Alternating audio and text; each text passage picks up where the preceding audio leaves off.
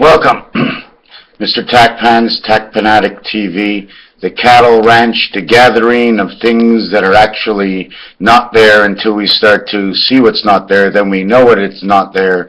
And what's not there is what we talk about, the difference of what's there and what's not there.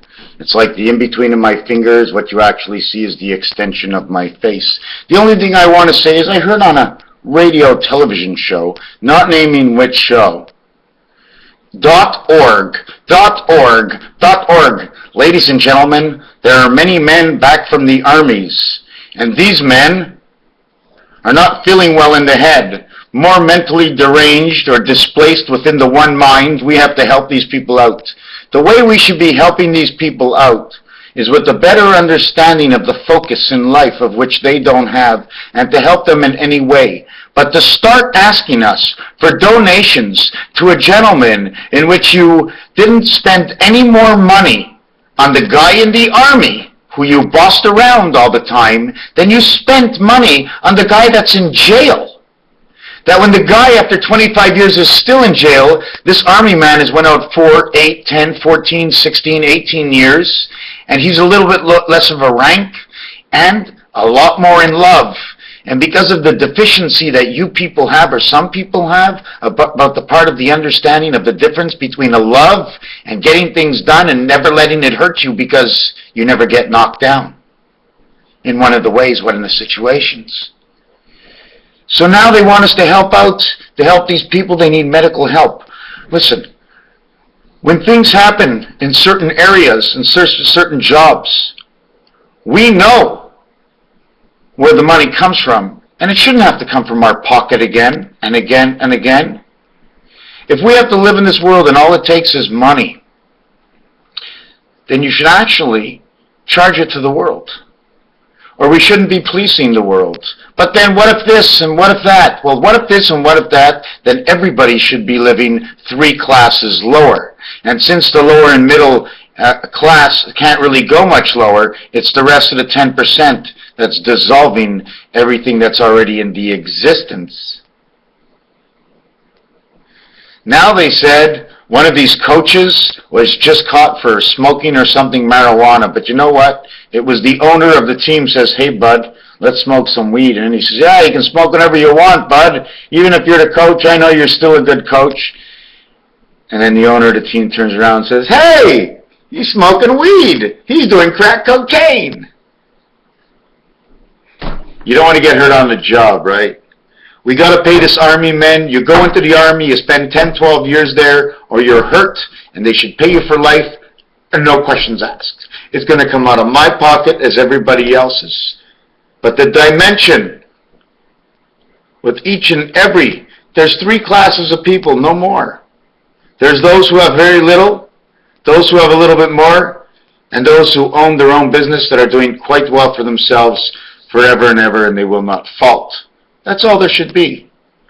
But to have $100 trillion and to keep buying and building and buying and building, all you do is buy, build bigger, and then shut down the store next to you. Buy, build bigger, and shut down the store next to you. Does that make any sense? Does it make any sense to bring in 1 million different people into our country? We can't even afford it for ourselves? I mean, where's the common sense? And like I know, the people that should really be taking care of this, everybody knows, whoever counts money should be taking care of this. Now, I'm not saying I wouldn't give a donation, rather regardless of the amount, to help out the poor soldier. But there shouldn't be such thing as a poor soldier. The soldiers that protected the country should be getting substantially just as much money in the future as anybody else sitting in Congress for 4 years. Same deal. That's the way it goes. Money's a funny thing. If we don't treat it with a better understanding of respect of what the difference is between me and you, it's the change between us. The coins. Has anybody ever looked? The coins. Besides the coins and what the coins are in Hebrew school, but the Kohen and the Cohens, actually the cones, they sit at all the hash marks and they're the chickens laying the eggs somehow. The cones in representation for the ducks and the bills we get into the mail, and the web feet of the cobwebs of this web world we live in, that we do not weave, that's been weaved before our eyes. Raphael 7286 in the constellation of Pegasus. Thank you for watching this video. to all in all. Did I say everything I needed to say? Yeah, what a crazy world it would be. But the thing is, imagine this. We all like to work 30, 40, 50 hours, right? Imagine this, is if all you needed to actually work was 35 hours or 30 hours, and you'd be able to live just like anybody else at any level. And then again, imagine if you had your own business and you chose the hours you worked, and there were chickens and pigs and cows and a vegetable garden, and it's 7 days a week. But if your pa has enough kids, everybody will be feeding the next family. There's always going to be a dozen people in your family always weeding the garden. The father of the first, will have a harder time and have to weed himself. But further on as you go, every family will have 10 people, between the kids, the grandkids, and the great-grandkids, and then each one moving on in their own time, feeding their own families. The only rut we actually get into is when there's no more space for everybody. Raphael, thus with that said, thank you for watching this video.